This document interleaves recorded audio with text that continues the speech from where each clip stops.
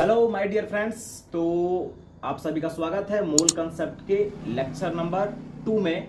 आज हम लोग बात करेंगे कि नंबर ऑफ मोल्स निकालते कैसे हैं। पिछले क्लास में हम लोगों ने मोल के बारे में जाना था कि मोल क्या होता है, फिर हमने मोलर मास के बारे में जाना था, मोलर मास कैसे निकालते हैं वो भी हमने जाना था।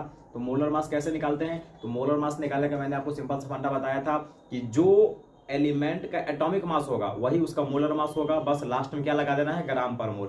जैसे मैं आपको बोलूंगा कि ऑक्सीजन का एटॉमिक मास कितना, तो 16 AMU, लेकिन वही मैं आपको बोल दूं कि ऑक्सीजन का मोलर मास कितना, तो 16 ग्राम पर मोल, 16 ग्राम पर मोल। तो याद रखना, बस इतना ही फर्क है। तो आज हम लोग बात करने वाले हैं कि हम नंबर ऑफ मोल्स कैसे निकालेंगे। तो स्वागत है आप सभी का दुर्गानंद के इस YouTube चैनल पर, और आज का वीडियो हम स्टार्ट करते हैं बिना किसी देरी के। तो देखो यार, हम नंबर ऑफ मोल्स कई तरीके से निकाल सकते हैं, जिसमें जो सबसे पहला मेथड है, अगर मान लो कि हमें वेट दिया रहेगा, जैसे मान लो हमको कह देगा कि देखो भाई अपने पास 56 ग्राम ऑफ आयरन है, ठीक है, या ऐसे बोल देगा कि मेरे पास 40 ग्राम कैल्शियम है, मेरे पास 40 ग्राम ऑफ कैल्शियम है, बताओ कि उसमें कितना मोल है। तब कैसे निकालेंगे, यानी कि अगर हमें एलिमेंट का या किसी भी कंपाउंड का वेट दिया रहेगा, ठीक है, तब हम कैसे मोल निकालेंगे। तो इफ वेट इज गिवन, ठीक है, अगर वेट यानी कि मास दिया हुआ रहेगा तब उसका मोल कैसे निकालेंगे। तो यदि वेट दिया रहेगा तो नंबर ऑफ मोल्स निकालेंगे वेट इन ग्राम। याद रखना है ये बात, वेट हमेशा ग्राम में होना चाहिए और उसको डिवाइड कर देंगे उसके मोलर मास से। तो अगर हमें वेट दिया हुआ रहेगा तब हम नंबर ऑफ मोल्स ऐसे ही निकालेंगे। याद रखना ये formula, number of moles is equal to weight in gram. Weight gram में ही होना चाहिए और मोलर मास, ठीक है। जैसे अगर थोड़ा सा एग्जांपल अगर हम जान ले कि कैसे इस फॉर्मूला का हम यूज करेंगे, तो जैसे मान लो कि हमको कह देगा कि देखो भाई अगर अपने पास 40 ग्राम कैल्शियम है, कितना ग्राम, 40 ग्राम कैल्शियम है, यानी कि कैल्शियम का वेट दिया हुआ है 40 ग्राम, और हमसे पूछ रहा है कि बताओ इसमें कितना मोल होगा। तो देखो इक्वेशन से देख करके हमको पता चल रहा है कि भाई एलिमेंट का वेट दिया हुआ है, और जब एलिमेंट का वेट दिया रहेगा तो ये वाला फॉर्मूला लगेगा। तो हमें क्या निकालना है, नंबर ऑफ मोल्स निकालना है। तो number of moles is equal to weight in gram, तो 40 ग्राम, ठीक है, ये ग्राम में ही है, और मोलर मास, तो कैल्शियम का मोलर मास कितना होगा, 14 ग्राम पर मोल। मतलब आप देखो ये 40 से 40 कट गया, कितना आया, 1 मोल। इसका मतलब हुआ कि 1 मोल का कितना मास होगा, 14 ग्राम। 1 मोल का कितना मास होगा, 14 ग्राम। याद रखना 1 मोल कैल्शियम का कितना मास, 40 ग्राम। तो कैसे निकला, समझ में आ गया। ठीक उसी प्रकार अगर मैं आपसे पूछूं, ठीक है, दूसरा क्वेश्चन, कि अगर अपने पास 64 ग्राम ऑक्सीजन है, ठीक है, 64 ग्राम ऑक्सीजन गैस है, तो इसमें कितना मोल होगा, ऑक्सीजन का कितना मोल होगा। तो देखो यार वेट दिया हुआ है, और वेट दिया हुआ है तो हम यही फॉर्मूला लगाएंगे, क्या लगाएंगे, number of moles. Number of moles क्या होता है, वेट इन ग्राम, जो कि 64 ग्राम है, और ऑक्सीजन का मॉलिक्यूलर मास कितना होता है, 32 ग्राम पर मोल। कितना हो जाएगा, 2 मोल। याद रखना ये 2 मोल आ गया, ठीक है। यहाँ पर ऑक्सीजन गैस दिया हुआ है, ठीक है, ऑक्सीजन गैस मतलब O2, तो O2 का मास कितना हो जाएगा, 32 ना, तो इसीलिए यहाँ पे 32 है। तो मैं होप करता हूं कि आपको ये समझ में आया होगा कि जब भी हमें किसी भी एलिमेंट या कंपाउंड का एटॉमिक मास दिया हुआ है, सॉरी हाँ, वेट दिया हुआ रहेगा, तब हम नंबर ऑफ मोल्स कैसे निकालेंगे। अब हमारे पास दूसरा तरीका क्या है, मान लो कि हमें नंबर ऑफ पार्टिकल्स दे दिया।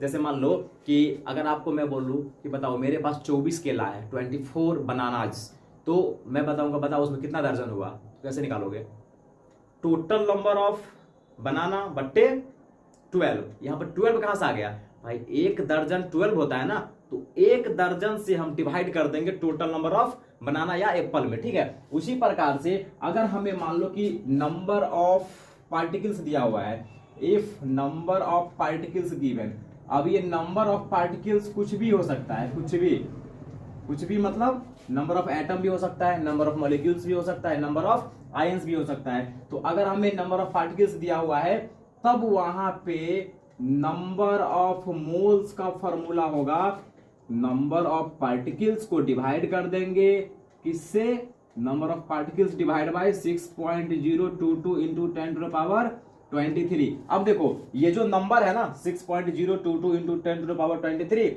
इसको हम लोग बोलते हैं एवोगाड्रो नंबर या एवोगाड्रो कांस्टेंट, और इसको हम लोग रिप्रेजेंट करते हैं Na से। ठीक है, ये कैपिटल ए है जो कि n के बेस में लिखा हुआ है, एवोगाड्रो नंबर। क्या बोलते हैं इसको? एवोगाड्रो नंबर या एवोगाड्रोज कांस्टेंट, कुछ भी आप बोल सकते हो। तो एवोगाड्रो नंबर यानी कि इसको हम ऐसे भी लिख सकते हैं, number of particles divide bye Na।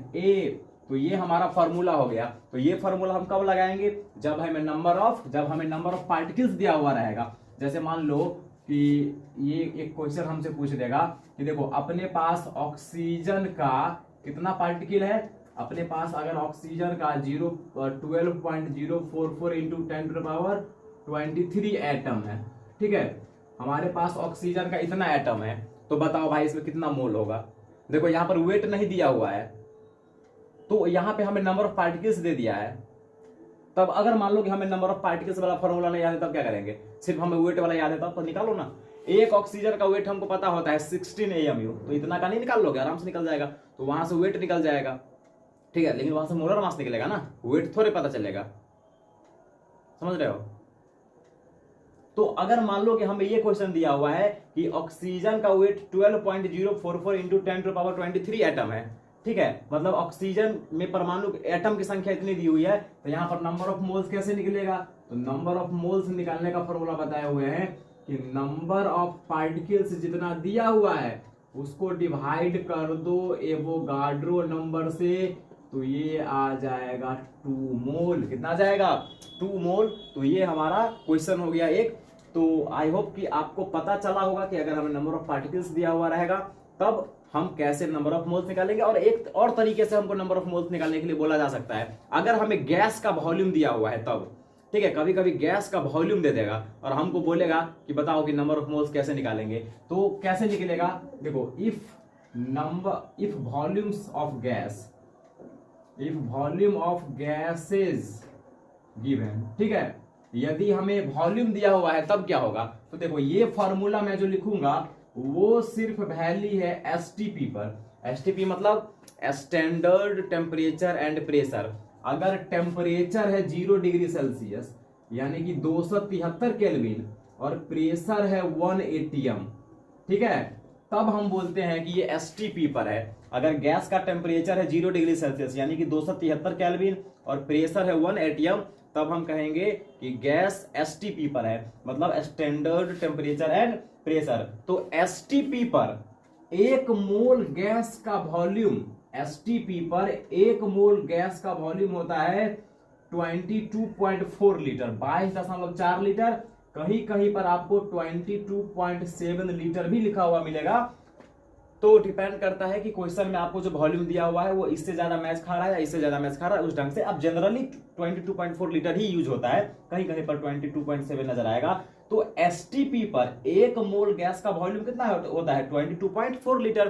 तो अगर हमें मान लो कि नंबर ऑफ मोल्स निकालना है और हमें वॉल्यूम दे दे, तो नंबर ऑफ मोल्स को क्या करेंगे? जो हमें वॉल्यूम दिया रहेगा, ठीक है, उसको 22.4 से डिवाइड कर देंगे, तो ये हमारा क्या निकल जाएगा? नंबर ऑफ मोल्स निकल जाएगा। तो ये फॉर्मूला गैस के लिए वैलिड है जब वॉल्यूम दिया हुआ रहेगा, और एसटीपी पर सिर्फ वैलिड है। अगर स्टैंडर्ड टेम्परेचर प्रेशर है तब ये वैलिड है, और अगर स्टैंडर्ड टेम्परेचर और प्रेशर नहीं है, हम लोग आइडियल गैस इक्वेशन से निकालते हैं, ठीक है, PV is equal to NRT.